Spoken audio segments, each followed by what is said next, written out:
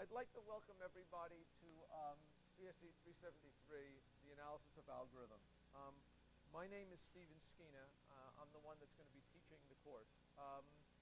And one thing I'll apologize for in advance is that we're trying to tape the lectures in a way that there will be the audio, the lecture notes, and some video on a tape that I'm hoping we'll be able to put on the web, which will help people who aren't here and future generations. So let's be patient with this. Hopefully we'll figure out how to make this work over the next couple of classes. But I'd like to start out by going through the syllabus. The syllabus will be on the web if you're watching this in TV land. But I passed them out so people can see them. My syllabus slides I'm afraid to get to because of technology here. But anyway, I'm Steve Skiena. I'm the one teaching this course. It should be CSE 373, AMS 373, the Introduction to the Algorithms course. Some of you may be graduate students taking the course for proficiency. How many people are there like that? Okay, a couple. If you have particular concerns about your situation, come and talk to me.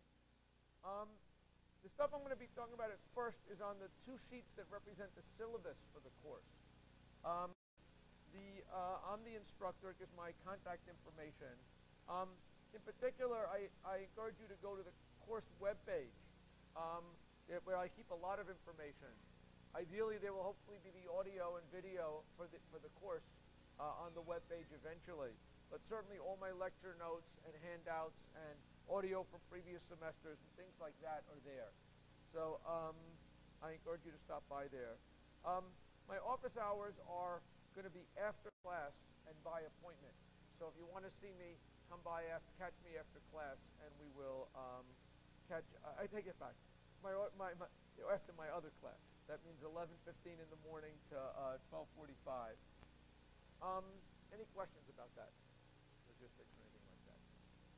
Okay, the textbook for the course is going to be a new edition of this book. This is the Algorithm Design Manual. I think it's a very good book. Okay, one reason is because I wrote it. But this is the first edition, which came out in like 1997. And the part that really is sort of the first half of the book, which is sort of the tutorial material that we would want to use to learn the stuff that we're really going to cover in the class, is a little thinner in this book than I would like it. So I spent a lot of time coming up with a second edition of the book. And the book for the course will be this manuscript, which is the printout which is a copy of the new first half of the Algorithm Design Manual. Okay, it's about 200 pages longer than the previous first half, so there's more material, more deeper coverage of the material than in the original book. And I think it would be very good for people to be using the manuscript instead of using the full textbook. I think there's more material there that is relevant for you guys. And because the manuscript was just written, I Xeroxed copies. I have copies of them here, which I will sell to people after class at cost. It will be $11 each. Okay, I am not making a profit. Okay, if anyone thinks I'm making a profit, we can discuss it. And I am not. But the main reason I Xeroxed it and I'm selling it to you directly is a convenience issue. With the departmental secretary not being here to handle the money, it seemed like an easier thing to do it this way. So after class, I encourage anybody with $11 who's going to be taking this class to come by and buy a copy of the book. Any questions about that? Yes, questions. You have to buy the book. I would recommend the book. I recommend this book, okay, the $11 book. That's sort of the required text. I think it's, it obviously follows my lectures as closely as any book that you can imagine, since I wrote the book and I wrote the lectures. The homework problems are also going to be drawn from. So I do think that unless someone's got serious financial problems, they should pony up the $11 and get the book. Okay. Any questions?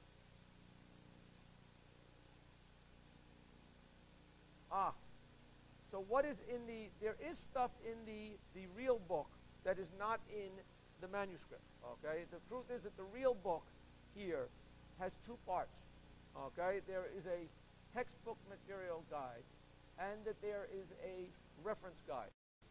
What you are getting in here is the textbook material guide, which is substantially expanded over this. This it was 150 pages. This it is 350 pages. Not so much that there's more material, but there is, I think, a much better coverage, a much more detailed and easy coverage of it. So I have zero doubt that this is a better thing for introductory algorithm students to pursue. If you want the second half of the book, okay, I encourage you to buy this. Okay, this will cost you about $75 in the bookstore. If this really means something to you, you should get it. If you object to buying this and this, maybe buy this and maybe I'll throw one of these in free or something like that if you buy one at the bookstore or something like that. Any questions? Okay? Any questions about the book? So this, I think that you will find this. I'm hoping you will find this a good book, okay, to use in here. I think people have liked the old edition of the book, and I think for teaching purposes, I think this part of the book will be much better than before. Okay, but you guys are sort of intrigued to find out.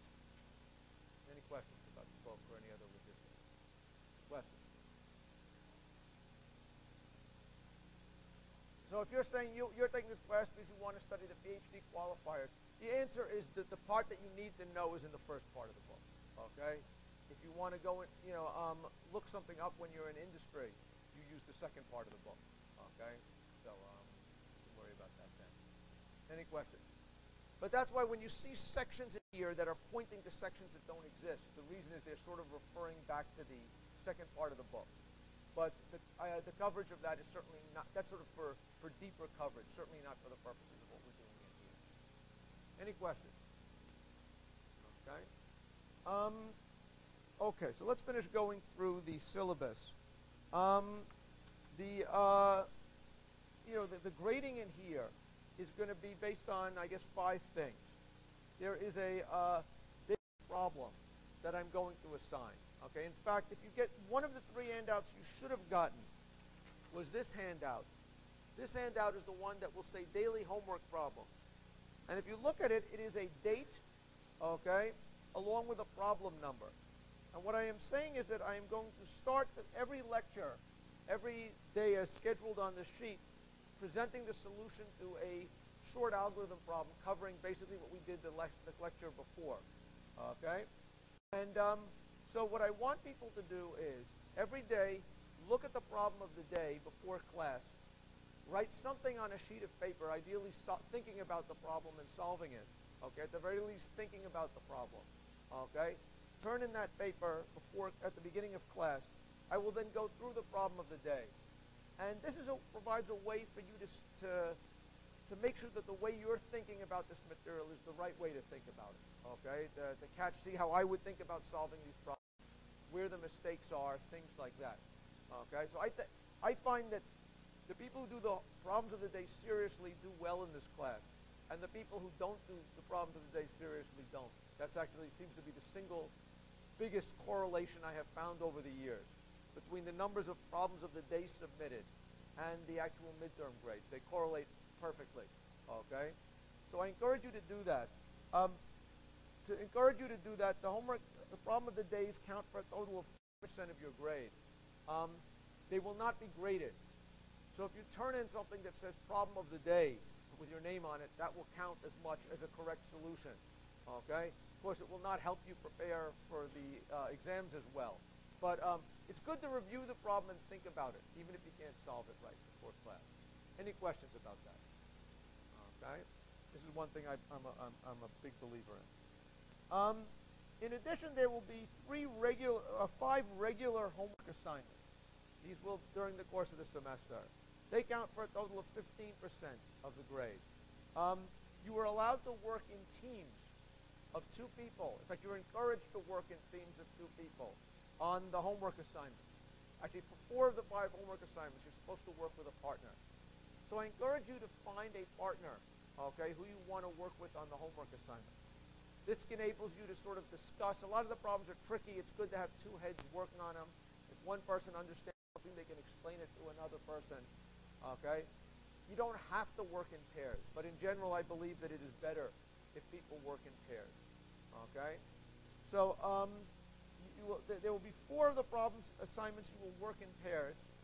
There will be one other assignment, which is kind of an interesting assignment, which is when we get, at one point there will be a programming assignment where their goal will be to come up with the fastest program for solving a particular algorithm problem.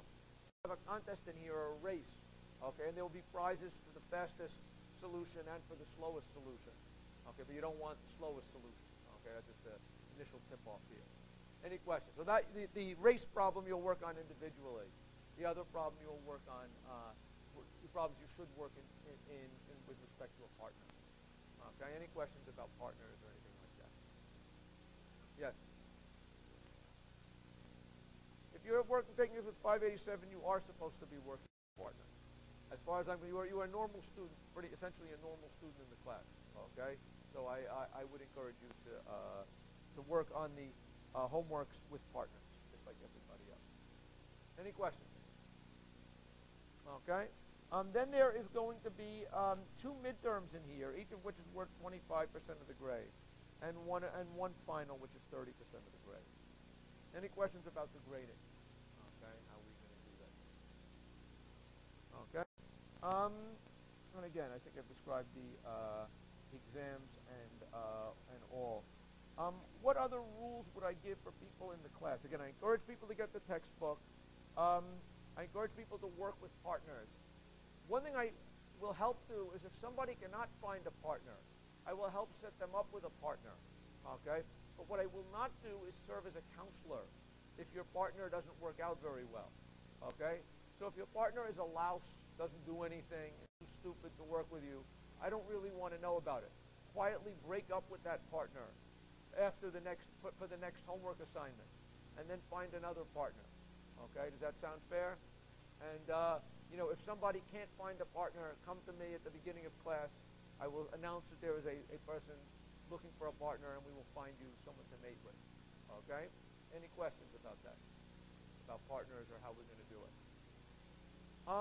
Other policies that when you work with a partner, you only turn in one homework between the 2 of you. Okay? So at the very least, there's less ink expended if you work in partners rather than pairs. Okay?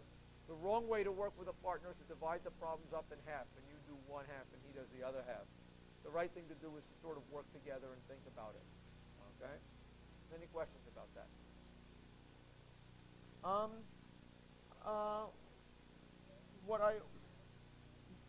Sometimes people get into problems in the course of something bad happening to them during a semester. Okay? Their dog dies or something happens, you get maybe you're too overwhelmed with other things, and you may want an extension on one of the homeworks. I am giving everybody in this class one extension on one homework. You pick the homework, okay? You get an extension of 1 week for free, okay? The way that you get that extension is when you turn in the homework, you write down, this is late, this is a free extension, okay? Now, your dog cannot die twice during the course of the semester, okay? So everybody gets one extension on one homework. Don't don't ask me for a second one. Okay? Any questions?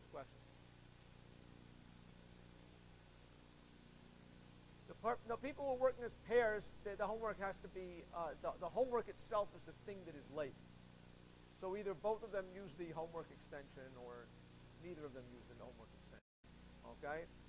So there's no magic bullet there. Okay? Any questions? Again, I encourage people to turn in the homeworks on time. Okay? That's actually the right way to do it. But I understand people get into problems, and that's one way I handle that. Any questions? Okay? The other thing on the syllabus is there is some boilerplate about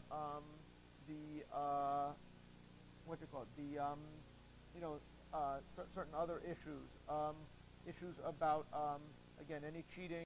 I will, deal with it the way that it's supposed to be dealt with, okay, and give an F and bring you up before the committee and all that kind of stuff. If you have any disabilities that I should know about, any learning disabilities or physical disabilities, you should let me know, and there's, again, standard ways of dealing with that. Okay? Any questions about the logistics of the course? Okay? The other thing that I would say is the last item on the syllabus.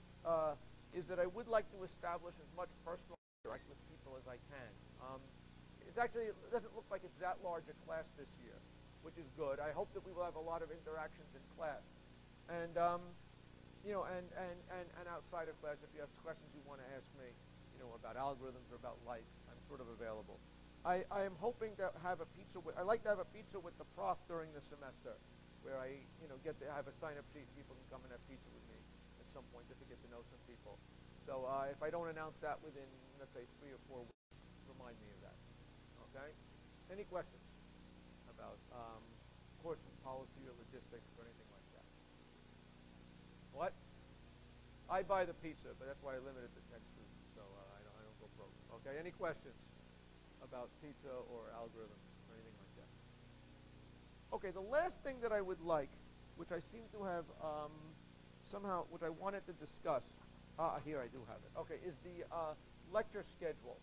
So on one of the syllabus, the last page of the syllabus should be the lecture schedule. The lecture schedule, the basic flow of the semester will be as follows. One, we're going to spend, the first 3 lectures on preliminaries, things like what are algorithms, why are they important, what makes them tricky. We'll start talking about the mathematics of algorithm analysis. Okay, there is some mathematics in this course. Okay, there's the big O notation, which people have probably been exposed to. Who here has never heard of the big O notation? Who here has heard of the big O notation? Okay, everybody. Okay, how many people like the big O notation? Few people like it. How many people don't like it? A lot of people don't like it. Okay, so we're going to talk about that because it's a useful and important part of algorithm analysis, and try to get that down. And once you understand that, it's not hard to work with. So we'll talk about the mathematical preliminaries for the first 3 lectures or so. We will review elementary data structures, okay, for the next week, for about a week, 2 or 3 classes, on dictionaries and priority queues and things like that, which you've probably seen in some of your other classes, but are really the building blocks that more sophisticated algorithms are built from. We will then give a more careful presentation of the main sorting algorithm, okay, which you all have undoubtedly seen more than you want to see. Things like quicksort and heap sort and merge sort. And we're going to go through that as examples of how you analyze, sophisticated algorithms, okay, because I think there's interesting lessons in all of these sorting algorithms. And we will go through that in some detail. And that's where we will have the first midterm. Any questions about that? After the midterm, we will talk about graph algorithms. And there we'll talk about, again, depth first and breadth first search. We'll talk about the basic algorithms on graphs, like topological sort and graph find and connected components and things like that. And the main, let's say, sophisticated algorithms, things like minimum spanning trees and shortest paths. Okay? And, because graph algorithms are a very important part of the world. After that, we will talk about brute force search, backtracking and brute force search. How do you go through all configurations, find the optimal configuration? And that is where we will have our programming contest. Will be about a brute force search program. We'll talk about backtracking in the search section. After that, we will spend 3 lectures on dynamic programming, which is a very important algorithm design paradigm. That once you understand dynamic programming, it's amazingly useful and actually surprisingly easy to think about. Unfortunately, until you understand it, it looks hopeless. And so hopefully over the course of 3 lectures, we'll move from hopeless to understanding it. Especially because after that is the midterm, which will cover that material as well. After the midterm, we're going to focus on the problems basically of intractability. Up till through the first, second midterm, we'll talk about problems and finding and designing algorithms. After the midterm, we're going to talk about problems which don't have efficient algorithms and how you actually can prove and argue that an fast algorithm does not exist for a problem, which if you think about it is a really amazing thing. How do you prove that something doesn't exist? Okay?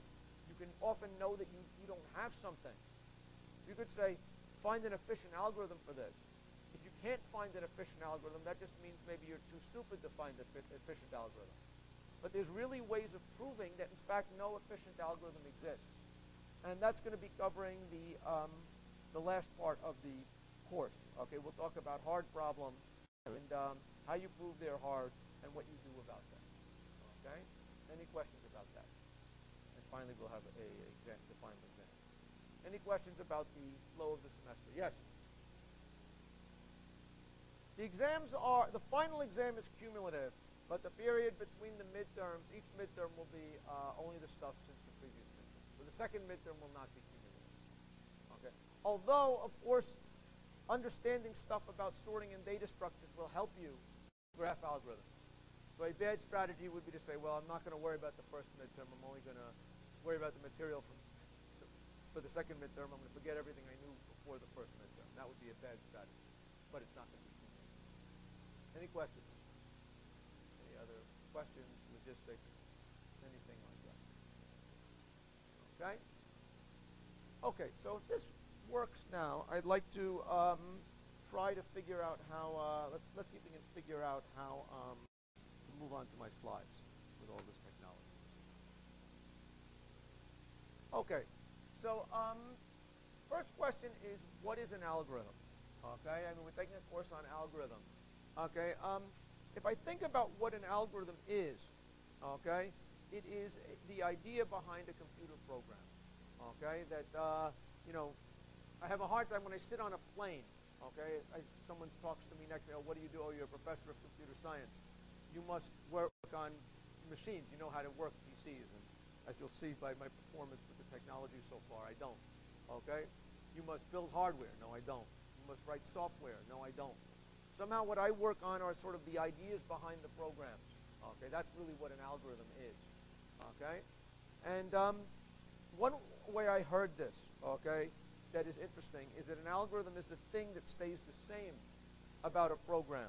When you change the language, when you change the machine, and when you change the location of the machine. So an algorithm is the thing that stays the same when the program's in Pascal on a Cray in New York or BASIC on a Macintosh in Kathmandu. Question. These notes are available online. The new notes, which is what I'm suddenly getting a sinking feeling I don't have here. Okay, I'm preparing new lecture slides along with the book. Those will be on the web page also. They're not quite there yet. I'm thinking they're here when I turn the slides again, and I'm thinking that may be why they're badly formatted. Any questions? Okay, so but the slides are in principle on the web. Any questions? If you think about what an algorithm is, there are a couple things that are important. One is that an algorithm has to solve a general problem. Okay, there's a difference between a problem and an instance, and this is a fundamental thing. A problem, when I think about an algorithm problem, I mean a specification. I talk about what the inputs look like, okay, and what the outputs look like. That's what I mean by an algorithm problem. So what is an algorithm problem? Sorting is an algorithm problem, okay? Sorting is the problem of you're given as input a sequence of n numbers, and as your output, you want to permute the sequence so that the ith element of the sequence is bigger than all the ones before it and less than all the numbers after it, okay, or less than or equal to it. So when we talk about an algorithm problem, we are talking about something like this. Let's see if I can actually draw on this. Look at it. Can I draw on that? Is that visible up there? Okay, good. So an algorithm problem is something like this. An algorithm instant, a problem instance, is something like this. A particular set of numbers is what I would call an instance. Okay, a particular set of names to be sorted. The data is the instance. The problem is the description of what the input and output is. And the algorithm is something that takes anything that satisfies the input and produces something that satisfies the output requirement. Any questions here? Okay? And when we look at algorithms, what we want is, once we live in a world where we are given algorithm problems, what we seek are algorithms which are correct and efficient. Those are the two criteria that we are mostly concerned with. Any questions? Okay, let's see. Does this work? No. Okay, let's see if I can make this work.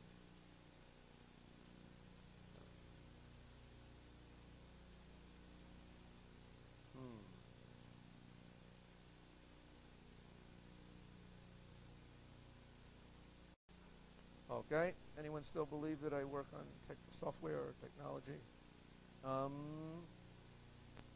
Okay. Let's see if anybody have any idea how to do that.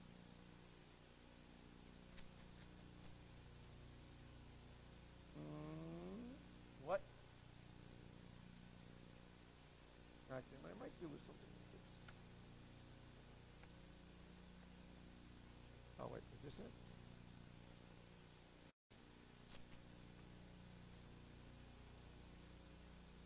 Okay, let's try this now. Is this going to be better?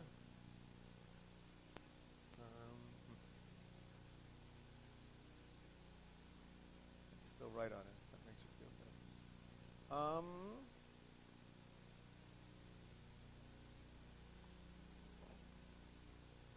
Okay. For my next trick.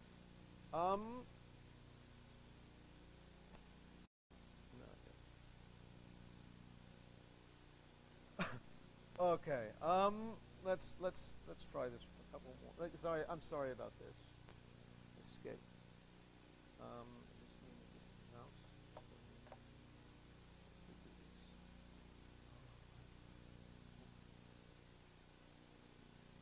right.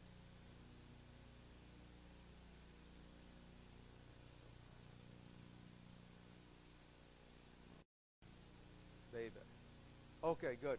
Is that readable or not as good as before? Can I zoom in the? That's an interesting question. Probably not. The answer is. Okay, let's not play any more games here.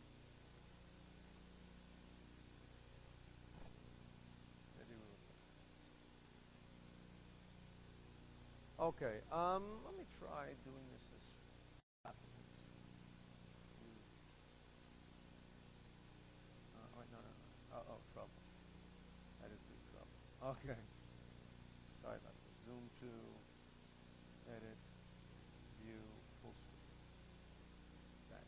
Okay, good. Can we move back and forth? Yes. Okay. So we were talking about algorithms, and the issues in algorithms are correctness and efficiency. What I mean by correctness is that for when you have a correct algorithm, it means that for any input instance that satisfies the that satisfies the input definition, it always produces the desired output. Okay, and one thing that we're going to see in here is that algorithm correctness is not always obvious. Okay, so it's sorting. If you have a correct sorting algorithm, there usually are cases that are difficult. Things like if the input is already sorted. Okay, if your algorithm is correct, it's got to be able to not crash if the input is already sorted. If the input consists of repeated elements, sorting 100 things, all of which are the same, okay, that's not allowed to crash either. It's got to leave it, as it is. So we're going to deal with correctness in here, okay? And I'd like to give you an example of a problem to show you that correctness is not a trivial matter, okay? And it has to do, let me give you a sort of a real-world algorithm problem. It's a problem, which is a problem actually I talk about solving in the book, where I was once visiting a company that makes VLSI testing equipment, okay? They have, that you've probably, not VLSI, but printed circuit board testing equipment. You open up a piece of electronics, you'll see a printed circuit board on it, and parts are soldered into the board, okay? So has everybody seen something like that? Okay, so yes, that shouldn't be too alien. So the company I was visiting was actually not so much soldering, but was verifying that that circuit boards were correct. But let's think about soldering as the application. So you have a printed circuit board, okay, which is let's see if we can get this thing working right. You have a printed circuit board, and on the back of it are a bunch of points, okay? places where the soldering iron has to go to cement the part into the board. And you've got a robot with a soldering gun, right? So the way that the machine that assembles the printed circuit board has to do is it has to solder every one of these contact points to assemble the board. Does that make sense, or is that not clear? How many people don't see what I'm talking about? Okay, how many people do see what I'm talking about? Okay, everybody. So that's good. So suppose you are in charge of programming a robot, and the robot's job is to visit all of the points in the board. Okay? Soldering them. Bzz, bzz, bzz, bzz, bzz, bzz. Okay? What is the best order to solder it in? Okay? If you're let's say you decide to program the robot, there are a bunch of different ways you could program the robot, right? You could program the robot to go here to here to here to here to here to here to here to here to here. What would make one ordering better than another? So you have to visit all the points, right? The board isn't assembled properly. Does it matter which order you visit the points in? Someone with a hand. Okay, yes. Depends upon the cost. What would be the logical cost of something like this? Yes. What? Time. So if you think about it, you would like to, if you're assembling printed circuit boards, you hired the robot for a reason. Okay, and the robot's job is to try to make these circuit boards as quickly as possible, right? So the robot has to spend some time moving the arm from here to there, to there, to there, to there, to there, to there, to there, to there, to there, to there. Right? Does everybody agree with that? What would be the best tour? Okay, the one that would minimize the assembly time. Okay? In principle, it seems to me that if we assume that travel time is proportional to distance, which seems like a pretty reasonable assumption, right? Okay? If we assume that travel time is proportional to distance, then I claim that what you want is to find the tour that visits all the points in the minimum amount of distance. Does that seem like a reasonable problem? Okay? Any questions about that? So, oh, no. Let's see if we can do this right this way.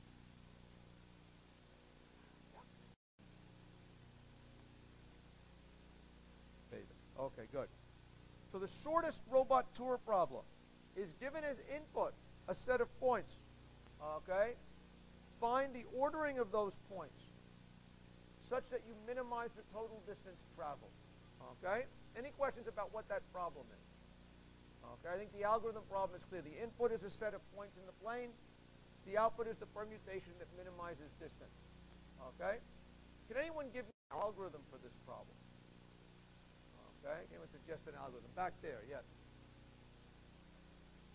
So the shortest path algorithm. What does the shortest path algorithm mean?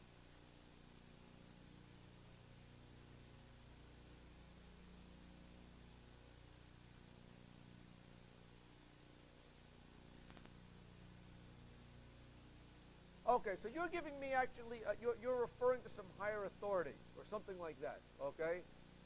Finite math or something like that. Can anyone give me an algorithm that you might be able to write a program for? Okay, yes. Isn't the Dijkstra's, okay, so people are thinking, what about Dijkstra's algorithm? Dijkstra's algorithm, which we will review later in the course of the semester, solves a different problem. Dijkstra's algorithm solves the problem of finding the shortest point distance between 2 points. Okay? So if I want to know the shortest distance from here, from here, if let's say I'm given this graph. I'm given this graph, and I want to find the shortest distance from here to here, following edges in the graph. Dijkstra's algorithm would be smart enough to do that. But it only gives you the shortest path between pairs of points, right? It's not solving the same problem that we're interested in. Okay? Any questions about that? Okay? Any other ideas? Yes?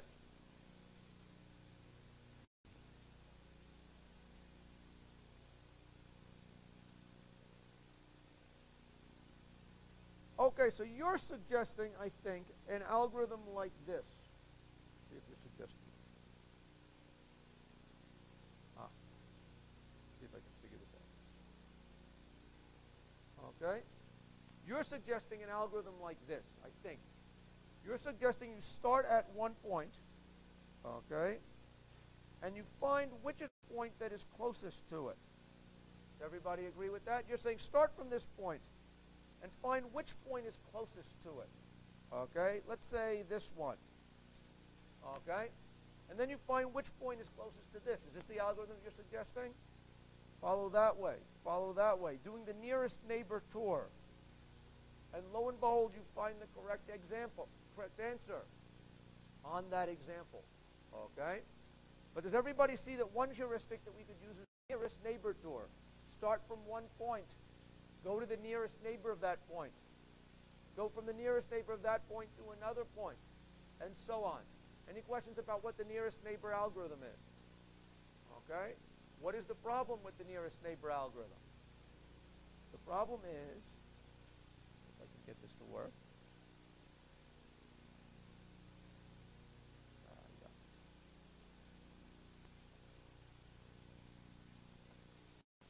Okay, let's try this thing here. Click.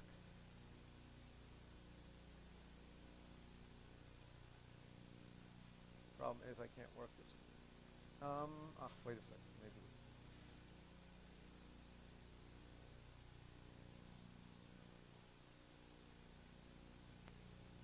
The problem is that the nearest neighbor tour is wrong. Okay? That algorithm is a wrong algorithm. It does not guarantee us the shortest tour on every set of points. Let's take an example here. If you look at my example, okay, here I have a set of points where, let's say the point you picked was the point labeled 0. Okay, I'll try to go. Let's do this in red. People like red. There you go. Okay? Suppose we start at the point named 0, and there happens to be a point 1 to the left and 1 to the right of it. Okay? Which one of those two is the nearest neighbor? Well, by moving one of them in a little bit, right, you can make either one of them the nearest neighbor. Do you agree with that? So let's say I made it so that this was the nearer neighbor. And now this is 2 units from the other point, and 2 units from the other point there, right? Does everybody believe that I could make it so the next nearest neighbor of this point is going backwards? Do people see that? Okay? Certainly if it's a tie, you don't know what to do, right? So you could pick either way and you might go wrong. If you want to make it the heuristic, you move it in epsilon closer, it's no longer a tie, right? There is a nearest neighbor, right? Does everybody see that what I'm going to do is jump over to this one? And because of how I laid out the points, the next ones are 4 units apart from each other.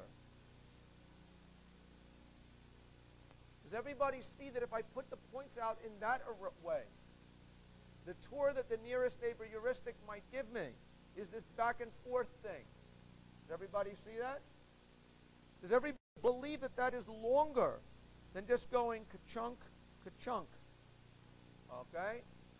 I think it is obvious that that's a lot longer. How do I prove that to you? Well, look, there's always exactly 2 lines here. You go over every point on the line twice with my optimal tour, right? Here you go over every point at least twice, okay? And in this case, up to n times, right? This tour can be vastly longer than that. Does everybody agree with that? So if your job was to program the robot for testing purposes, and management came by to watch it, and you gave it this circuit, I think management would be happy to see the robot bouncing back and forth, okay, on this simple example, okay? The nearest neighbor's solution is wrong. Does everybody see that? Any questions about it? Any other ideas how we can solve the robot problem? Questions? What idea?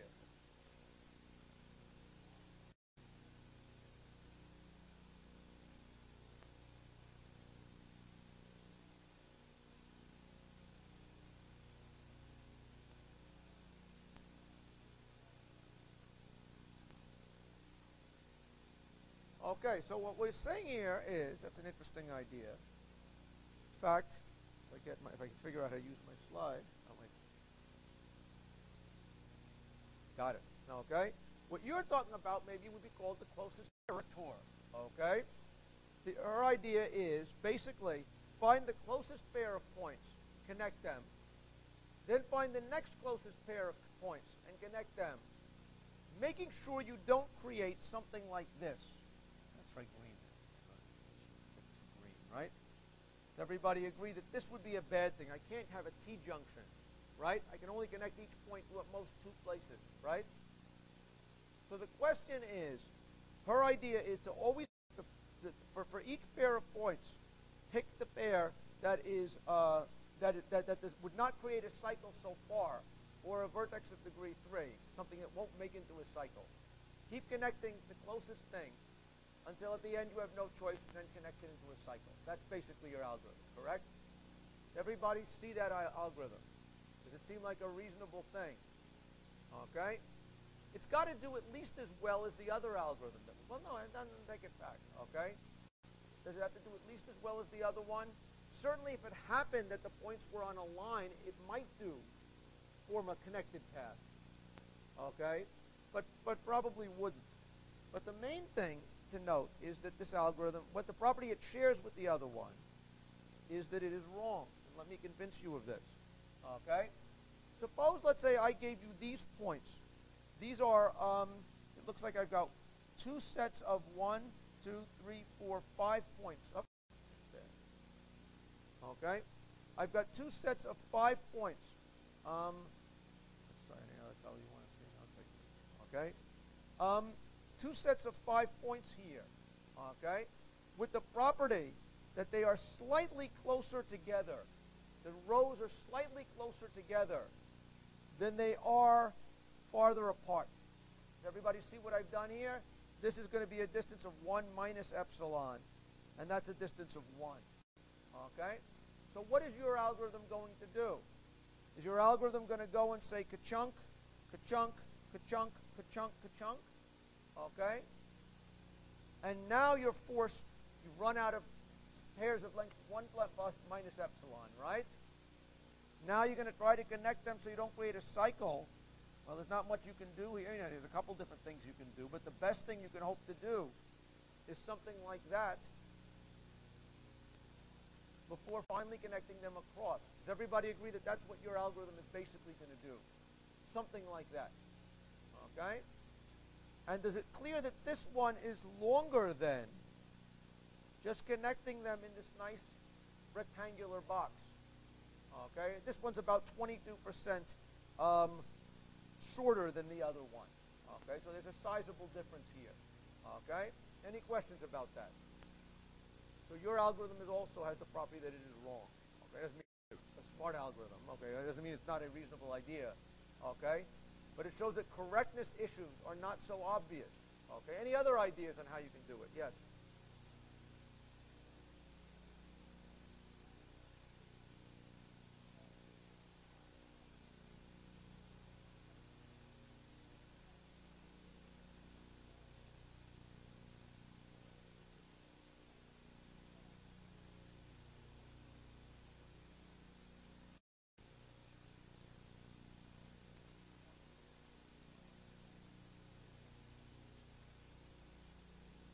Okay, not sure I understand what you're saying, but I can tell you it's wrong. Okay? Let's just leave it at that. Okay, any other ideas? Anyone? Yes, questions? Okay, so now here's one. Let's see if we can get this one right now. Boom. Boom. Boom. Good, okay. So another idea that's a correct idea would be to say, can we do it with exhaustive search? So your idea says that a solution represents a permutation of all the points. There are n points that are given to you. Okay? Find an ordering of those points. Okay? And test it. Measure how long the tour is. Correct? Okay? Then try a different ordering of those points. If it is better, ignore it. If it is worse, ignore it. Right? And if we go through, how many permutations of n points are there? How many different arrangements of n points are there? N factorial, to be precise. Okay, so if you had 3 points, there's 3 factorial, or 6 possible orderings of the points. In fact, if you're a little bit clever, you could notice that we can always say that the first point in our tour is point 1, because every circular tour has to go to every point twice, right? So it doesn't really matter where we start, because we know we're going to end up there. But bottom line, by testing something like n factorial permutations of the points, okay, what's going to happen is one of them has to be the right one, okay? And since we tried all of them, this algorithm is clearly correct. Does everybody agree with that? Is there any problem with this algorithm? Takes a long time, okay? How long does it take? Let's see if we can do this. It takes any longer than for me to figure out how to use the projector.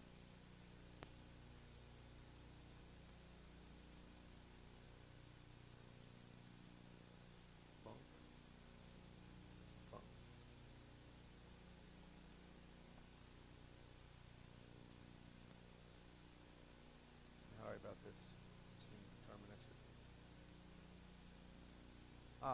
The problem is exhaustive search is a very slow algorithm. If you look at n factorial, how big does n factorial get? Okay? 3 factorial is 6. That's not so big. Okay? But what is 10 factorial? Okay? And if anybody's got, does anyone have a calculator with them with that such thing? Okay? 3 factorial, I believe, 10 factorial, I believe, is about 3 million. Okay? Which is not so unbelievably terrible a number. But 20 factorial is something like 3 million, is a ridiculously large number, okay? So if you tried to write a program and solve it doing all permutations of 20 things, your program will not terminate in your lifetime or something like this, okay? So the problem is exhaustive search is very slow. And so we live in a world where right now we've had 2 ideas for what I will call heuristics. Programs that give you an answer to the problem, although not necessarily the right answer, that have the property that they're reasonably fast. You could run them on thousands of points, okay, or millions, hundreds of thousands of points, comfortably. We also have a correct algorithm with the property that it's too slow. And so now we're at the point, this is where ideally someone would come up with a fast algorithm that is correct, okay? And what's interesting is we will prove at the end of the course that for this particular problem, okay, there is no such fast algorithm for it, okay, or essentially making strong technical assumptions. There is no such correct algorithm for this problem, fast, correct problem for this thing. It's something called the traveling salesman problem. Has anyone ever heard of the traveling salesman problem? Okay. Okay, so you know the name of it, but knowing the name of it won't help you. Okay, because again, there's no fast algorithm for this, okay? Any questions? So the moral here is that there are problems for which are well-defined problems, okay?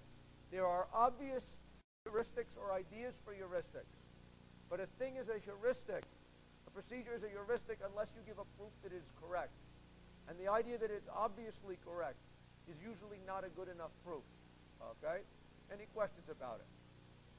This may be an obvious point to people, but quite often when people work on a problem, a serious problem where the algorithmics are non-trivial, they will spend a lot of time thinking they have bugs in their program. Look, my program isn't giving the right answer. Maybe I have to change my program. It could be that your program is right in that it's implementing your algorithm correctly, but the algorithm itself just doesn't always give you the right answer. Okay, and what we're going to be talking about in here are how do you design algorithms that are fast and are correct. Any questions? Any questions about anything so far? Okay, let me see if I can do this.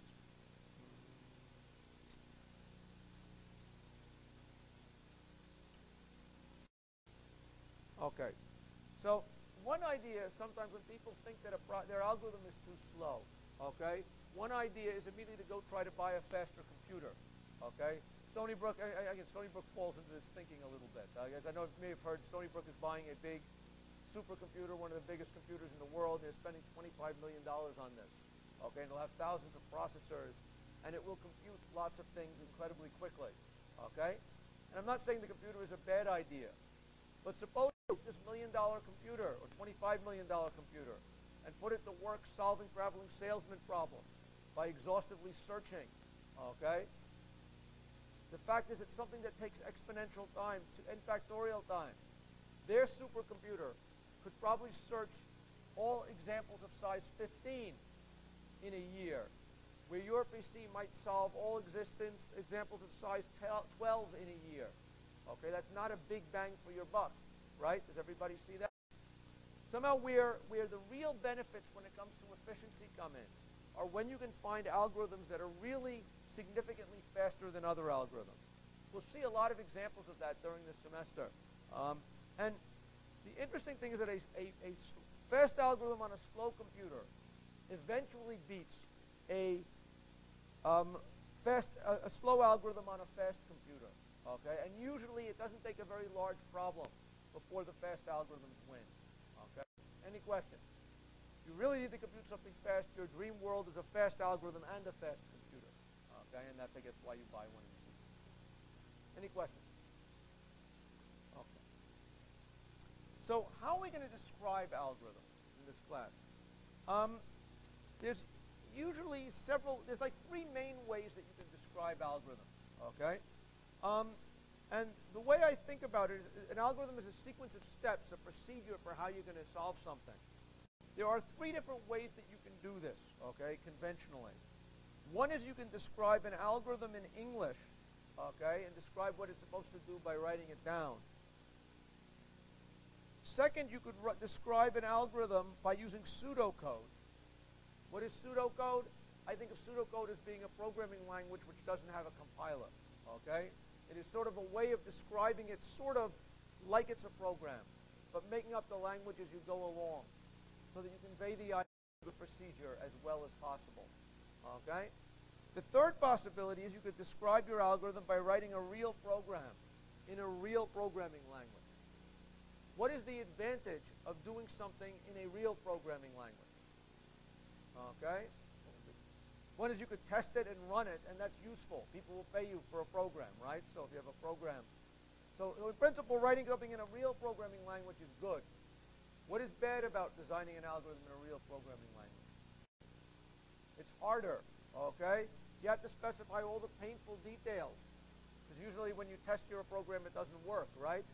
So, so it's a lot more work to implement an algorithm for real than it is to implement it in some kind of a pseudocode thing. What's an advantage of doing something in English? Okay, what would be good about writing an algorithm in English? They can convince laypersons. You say in principle it's easier to read and understand. Okay? And so the way I think about it is that these three methods, from sort of English pseudocode to real programming language, describe different levels of detail. Okay? And if you looked at the previous slides when I was describing the algorithm, I did have pseudocode for the algorithm, right? But I actually, when we were describing the heuristics to you, we were able to describe it in English clearly. Okay? So the way I like to describe algorithms, and I think is in general the right way, is the ideas of the algorithm should be done in English. Okay? And then if you go to pseudocode, typically if you have some details that are very tricky or intricate, that the English does not capture in a way that is interesting. Okay? The worst thing to do, that I hate students do a lot, is when I ask to give an algorithm in class for a homework or something like that, immediately start writing in pseudocode that I can't understand. Okay? The right thing to do is an algorithm, remember, is the idea behind a program. The first thing you should describe is what is your idea? What are you basically doing? So the way to probably describe algorithm problems on homeworks or in general is to first write down what your idea is. I'm going to solve this by using brute force search, okay? And then maybe describe how you're actually doing the brute force search in more detail as you need it, okay? Any questions about that? In the first edition of my book, I described all the algorithms in English or in pseudocode. And one thing you discover if you write pseudocode and you have lots of people read it is that your pseudocode is wrong. So one thing, in the new edition of the book, most of the algorithms, I would say maybe 50% of the algorithms, are actually written as real programs that I've run and tested and that are available to you if you want to play around with. Okay, so hopefully that will be clearer. One thing, I'd be interested to hear from you guys is whether or not how you like that. Any questions? Questions? They're written in C. My programs are written in C, which if you know Java, it looks like C. Okay, so it shouldn't be that much of a problem. I'm curious to see what people think about that. Okay, any questions? How many people here can read C or write C comfortably? Most people. How many people feel they can't? No one who will admit to it. Okay, so that suggests that we're okay here. Any questions? Okay, good. Actually, one other comment on the book while I'm here. The book is, again, I like the book. I wrote the book. One thing that I would like people to do, I put it on the syllabus, but I forgot to discuss this then. I encourage everybody when they're reading the book, if they find a mistake or something that isn't clear, to write that down on your book and show it to me at the end of the semester.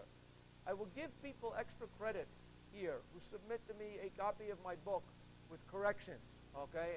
And so a good way to get extra credit in here would be, as described on the syllabus, find my mistakes and correct them for me and give me your copy of the book afterwards. I'll replace it with a real copy, so it's not to get my $11 back or something like that. Because I like to get any feedback that you guys can give me. Any questions about that? Okay? Any questions? Okay, fair enough. No, I would not prefer email. I would prefer a physical manuscript at the end given to me. Okay? And if you're afraid of parting with your books, you can prepare an email and send it to me at the end of the semester. That's what I would like to do. Any questions? Okay. Okay. The other thing that when we talk about algorithms, again, we're specifying algorithms. We also have to specify problems. Okay. And again, for an algorithm to work, okay, you need to be able. An algorithm only can be correct if the problem that you give it is well specified. Okay. A lot of problems, I go work with people. I try to find algorithms for them. They will come back with a very, very vague specification of their problem and say, find an algorithm to find the best tour. Like, well, what is the best tour? You know, one that doesn't have too many turns and one that doesn't take too much distance and one that passes by pretty scenery and stuff like that. Okay? That is not a well-defined problem. Does everybody see what I mean by this? When you have multiple criteria, it's often hard to come up with a well-defined problem. If I ask for what the shortest tour is, that is a well-defined problem. It has a single answer, a well-defined answer. And so in principle, you can find it. Okay? So part of specifying an algorithm is specifying your problem so that it's correct. Okay? Any questions? Okay, let's see if we can do this. Oh.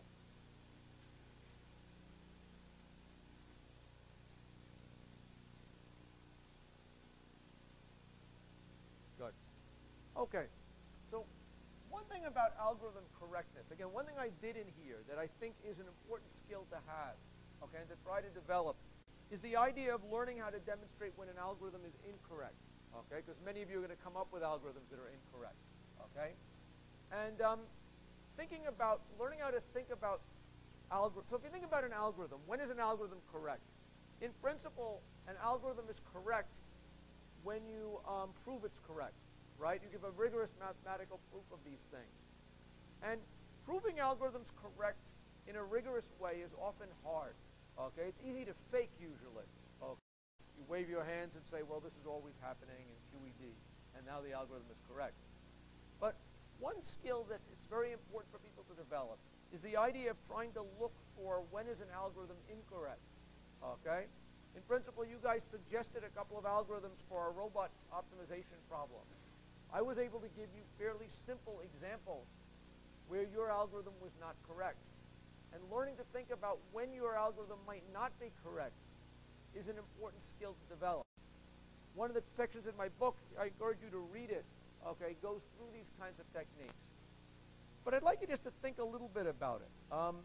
One thing that is a common way to prove your algorithms are incorrect. Many of your algorithms, both of the algorithms you guys suggested for problems, involve picking the smallest or the best next local move. Does everybody agree with that? Your algorithm, I'm not sure who I'm pointing to now, said always go to the next closest point, okay? And you said pick the closest pair of points that isn't necessarily adjacent. You were proceeding in a particular order. And somehow what happens is sometimes when you proceed in a particular order, it gets stuck on something that isn't the right answer, okay? And it's good to know that when you design these kind of algorithms. Think about when an algorithm might be, okay, not be correct. So how can you come up with counterexamples, okay? The word counterexample is a great word. It's an example that proves that your thing isn't correct, okay? One technique that I encourage you to think about, that's a very simple thing, is to realize that whenever you have an algorithm that is always going to take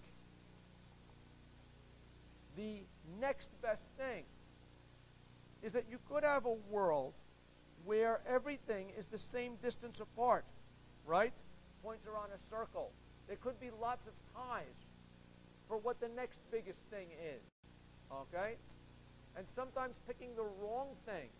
You know, if your program says, pick the next biggest thing, okay, and they're all the same size, okay, your algorithm likely doesn't know what to do. Unless picking all of them is equal, it probably means something's wrong.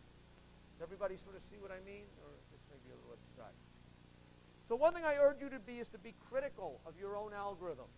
Okay, when you make a proposal for something, think about why it might not work. Okay?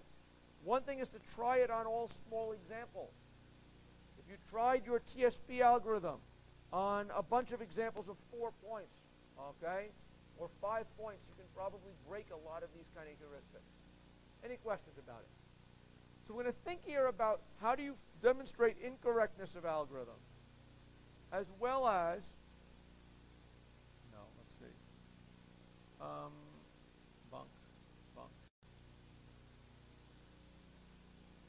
Okay, let's try this. Sorry about this.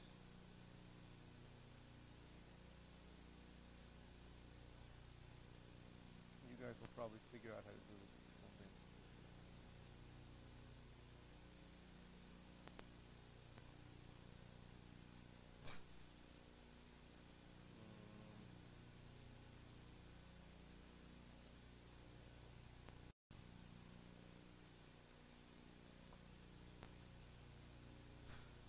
Sorry about this, guys. I will get better at this.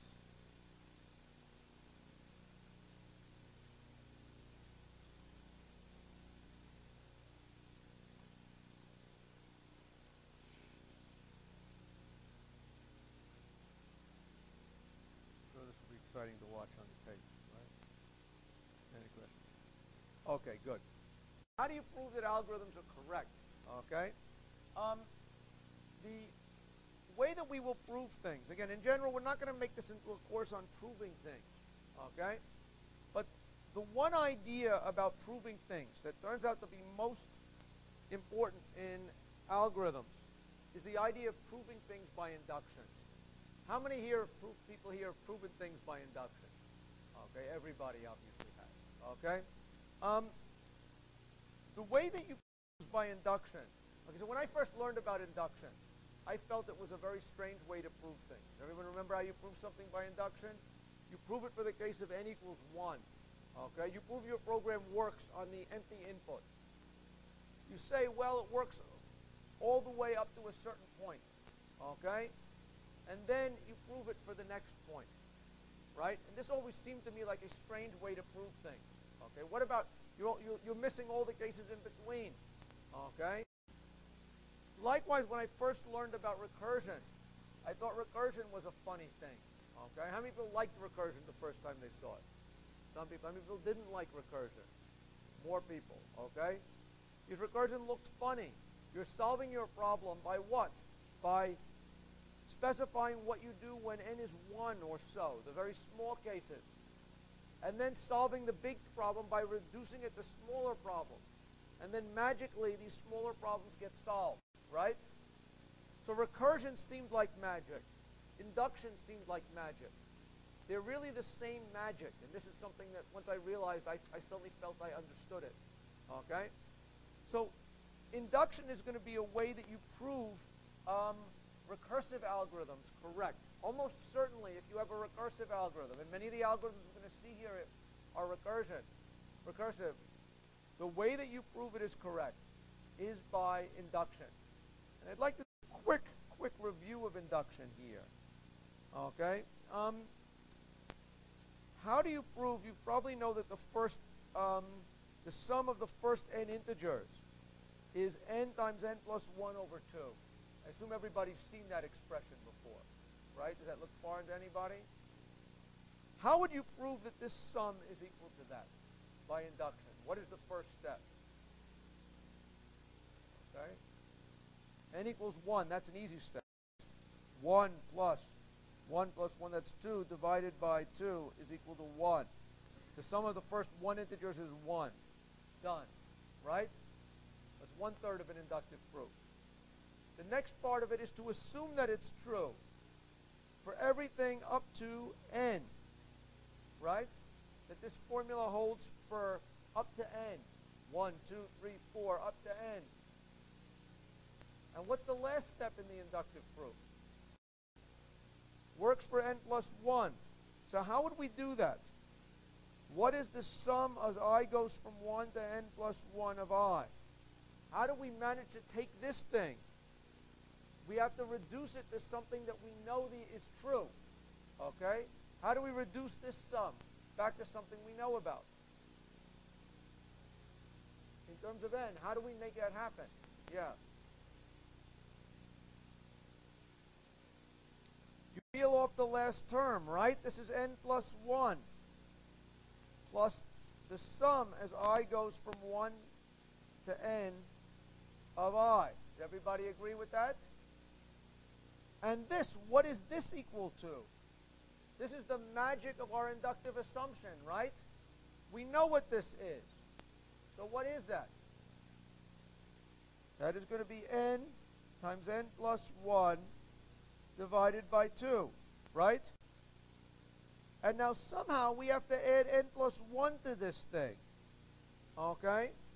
And make it equal to what this expression would be at n plus 1. What is this expression at n plus 1? Okay? That would be sort of our target here. Would be n plus 1 times n plus 2 divided by 2. Does everybody agree with that? How do we make this equal to that? Any ideas? What? Algebra. Okay, any ideas how to do the algebra? Flying blind here. You guys, someone here can see it. Yes. What's my move? Okay. Anybody see a move? What? Factor out n plus 1. And that's going to leave me with what? 1 plus n divided by 2. Is that what we get? Does this come to what we have here? Is this the same as that? How do we prove that? I don't see it yet. You tell me, and then you can say maybe it's obvious, but I don't believe things are obvious yet. 1 equals 2 over 2. Oh. 2 over 2. And now what you're telling me is what? This is now n plus 1. This here is going to be, I see now, n plus 2 divided by 2. Does everybody see that? Now I think this is obvious. Okay, is this obvious to everybody now? Anyone who it's not obvious to? Okay? And so that's the basic style of an inductive proof. Okay? And what we're going to find is that we use inductive proofs fairly often in proving recursive algorithms are correct. Okay? Any questions? And how does it work? We assume the algorithm is correct for small values. Okay? We prove it is correct for all solutions or inputs of one element. And now we then prove that it works for all examples of size n plus 1 because it's recursively calling things that it works correctly on. Okay? Any questions about that? Okay? Any questions? Let's see, let's try one more time. Okay? Okay?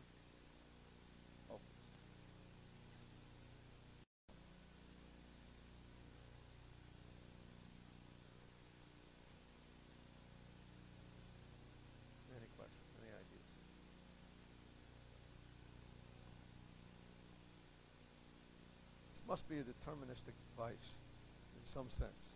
Wait a minute. Wait, maybe this is right. Any questions? Okay, fair enough. Any questions so far on algorithms or algorithms? Okay, for next class, what we're going to start to talk about, I think I'm maybe I'll give it another minute. I'm sorry about that. The next class, what we're going to talk about are, I think class N goes till 5:10. Is that right? Okay. So the next class, what we're going to talk about here is, now we've talked about how you design algorithms and how you prove them correct in some vague sense. Okay? From now on, we're going to start to talk about analyzing efficiency algorithms. Okay? And let me just get into the idea of this a little bit now to let you know what we're dealing with. Because it's actually kind of amazing that we're going to be able to analyze algorithms in a way that is sort of machine independent. Okay? This is sort of just an idea I want us to think about before I get into too much detail. In the olden days of algorithms, when people talked about how efficient an algorithm was, people said, well, I ran it on my computer for a week. That's how efficient it is. If I gave it this example on 100 points, it took a week. And that's not a good way to think about analyzing the efficiency of an algorithm. Why is it? Why would that be a bad way to do it? Well, first of all, if somebody gets a faster computer, it no longer takes a week. Does everybody agree with that? So if you actually try to analyze algorithms in terms of running times or experimentally to try to determine the efficiency of it, you get results that are not very meaningful, okay? Because as you change the machine or you change the programming language, the perceived time of the algorithm changes. Does everybody agree with that? Which is faster, C or Java? People say C, right? If I implement an algorithm in C versus implementing it in Java, is the algorithm faster or is the program faster? I think the program is faster. The algorithm is the thing that's somehow staying the same. Does everybody agree with that? So we can't analyze algorithms in a durable way by running them on real machines, okay? We can't analyze them in a durable way by looking very, very carefully at programs, okay? Because somehow the program in Java is going to be different than the program in C, okay? But somehow the timing analysis, in an ideal world, if the algorithm timing analysis is robust, we've got to have a way of doing it, okay, so that the analysis is durable, so that the analysis means something, be it if you wrote it in pseudocode or on a real machine or something like this. And the amazing thing is that there is a reliable way to talk about the efficiency of algorithms. And this gets us into our ideas of the big O notation and what we will call the range model of computation. Okay? Any questions about that? Next class, we're going to talk about that. Okay? Any questions so far? Okay, so for next class, I'll let you guys go, but I want two things from you. One is, for next class, I want you to do the problem of the day. Okay? But in order to do the problem of the day, it looks like you need to have a copy of the book. Is that right? So I want people to come by and buy copies of the book. The books are $11 a pop. Okay? And I encourage you all to come down and buy this kind of thing. Any questions? Thanks a lot. I'll see you guys next class, or hopefully up at the cashier's window. Thank you. Okay, so if you have $11, I like exact change. And I'll autograph it at the end of the semester. Good, okay, good. You have this, wait, 2 5s. Okay, I want to make sure you're good. Okay, good. 21. You have 11. Okay, I like 11 better, but you will get change. You will get change. Don't worry about it. Thank you very much. Good. 21. Okay. Okay. Anyone have? Okay. You go here.